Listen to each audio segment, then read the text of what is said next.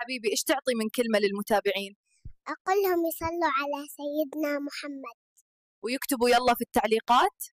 إيش فيك حبيبي؟ اليوم كسوف القمر وما حد بيذكر الله. حبيبي أنت جوازك منتهي الصلاحية. كيف منتهي يا حضرة الموظف؟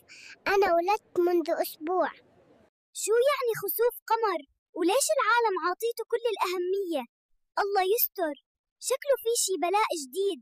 وين رايحين يا حبيبي؟ بابا وماما على التلفون 24 ساعة وجابونا على الدنيا ما معهن مصاري، رايحين نشتغل ونعتمد على حالنا. وأخيرا يا حبيبتي تجوزنا بعد حب 9 شهور. وبصير أنا بغير لك الحفاضة وأنت بتجهز لي السيريلاك. أنتم بيبي شو بتشتغل حتى جبت هالسيارة؟ بشتغل ببيع الحفاضات المستعملة وإعادة تدويرها. حبيبي ليش زعلان من أقاربك؟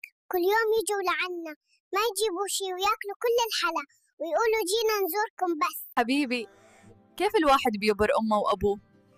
يسمع كلامهم ويخليهم مبسوطين دايما. حبيبي ليش عم تبكي؟ زعلان اللي يشوفوا الفيديو ما يشتركوا، لازم يشتركوا بالقناة ويوصلوني 100,000.